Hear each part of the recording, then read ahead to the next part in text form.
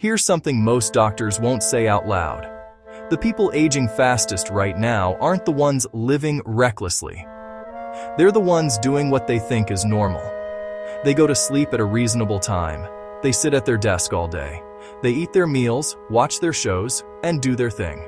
And every single day, at the cellular level, they are aging faster than their calendar age should allow.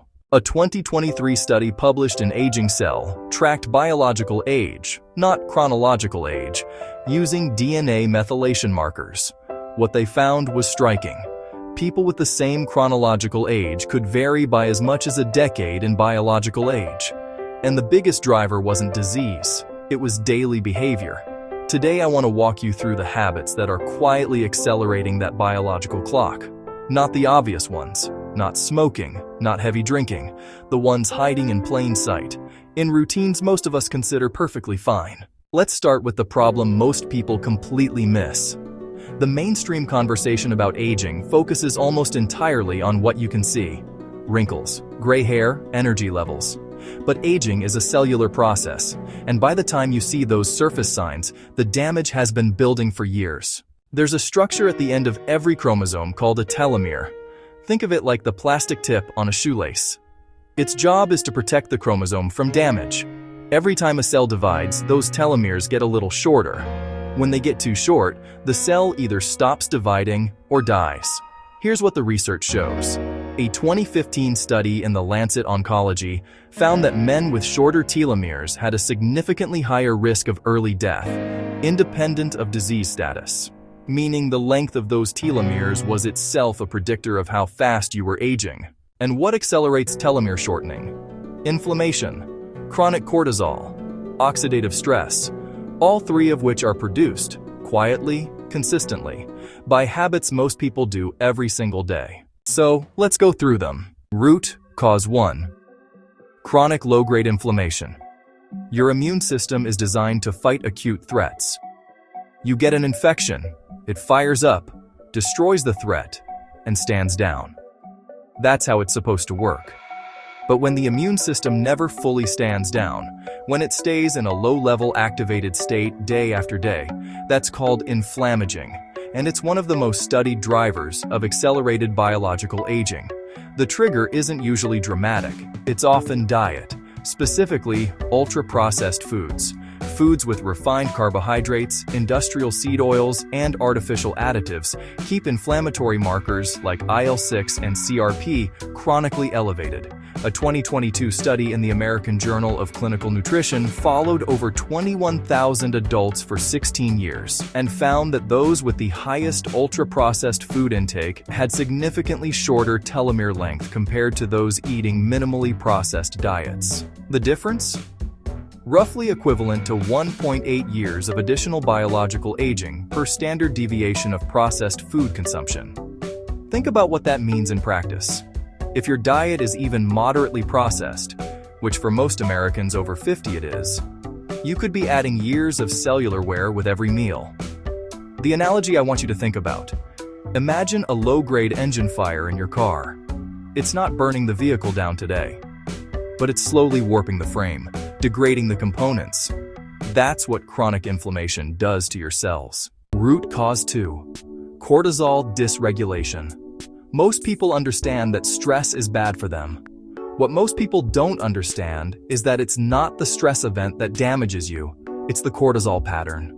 Cortisol is your body's primary stress hormone. In short bursts, it's life-saving. It mobilizes energy, sharpens focus, prepares you to respond. But cortisol has a very specific job description. It's supposed to spike and then drop. When that pattern breaks, when cortisol stays elevated because of chronic stress, poor sleep, or constant stimulation, it begins to directly suppress telomeres, the enzyme responsible for repairing your telomeres. A study from UCSF led by Dr. Alyssa Eppel found that women with the highest reported chronic stress had telomeres equivalent to women 10 years older than them. 10 years. Not from a disease, not from a trauma, from sustained cortisol elevation. The habits driving this? Most of them are invisible. Checking email within 30 minutes of waking, which spikes cortisol before your natural rhythm has established itself. having no transition between work and rest, so your nervous system never fully downregulates.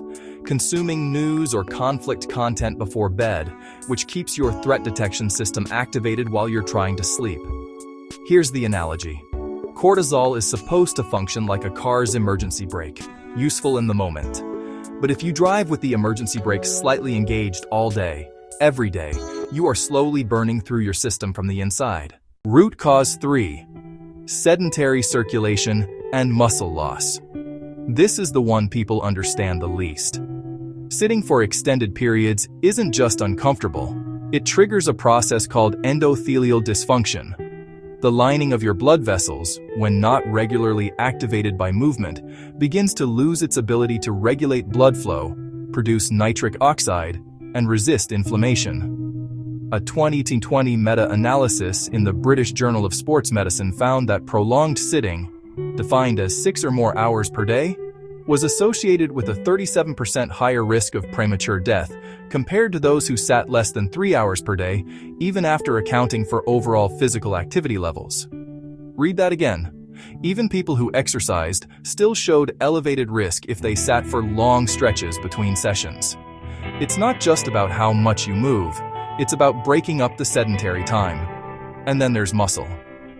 After age 40, without deliberate resistance work, the average adult loses 3 to 5% of their muscle mass per decade. That loss isn't just cosmetic.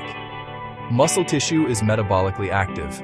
It helps regulate blood sugar, store glycogen, reduce systemic inflammation, and maintain hormonal balance. Less muscle means faster metabolic aging. The analogy here, your vascular and muscular systems are like a river. When water moves, it stays clean. When it sits still, it stagnates. Your biology is exactly the same. Now let's talk about the protocol. Step 1.